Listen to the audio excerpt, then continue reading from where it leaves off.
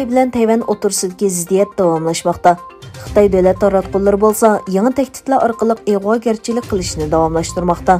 Egilanishicha, Xitoy yer shari vaqt geziti Xitoy armiyasining har qanday vaqtda jang qilishga tayyor turayotganligini xabar qilgandan keyin Tayvan armiyasi mudofaasini kuchaytirgan.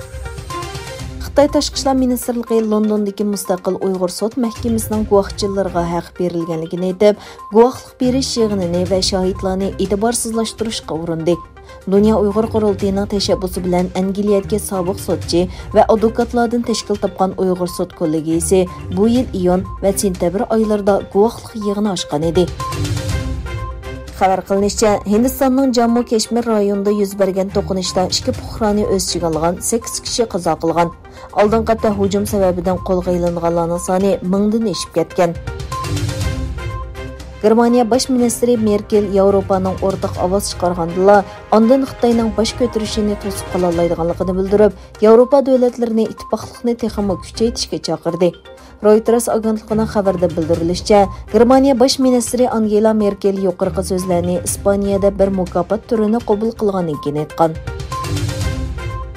Egilanishicha, Qozog'istonning Olmuta rayonidagi Balkash ko'lining janubidagi xususiy ish uchun ushgan Cessna 182 tiplik yenik motorliq aeroplan uchish jarayonida tushib ketgan. Vaqada o'lish yoki yaralanish bo'lmagan, lekin aeroplan butunlay ishlatkili bo'lmaydigan holga kelgan. Yana bir tarafdan, Germaniyaning Baden-Württemberg shtatida tik uchar tushib ketish sababidan 3 odam qazo qilgan.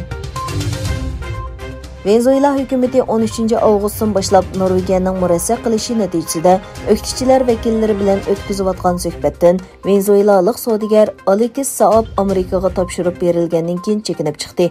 Hukumat va o'qituvchilar vakillari 17 oktyabr Meksikaning sohibxonligida suhbatni davomlashtirmoqchi bo'lgan. Lekin venezuelalik savdogar Saab Afrika oroli davlati Cabo Verde tarafidan Amerikaga qaytarilgandan keyin suhbat uzilib qolgan.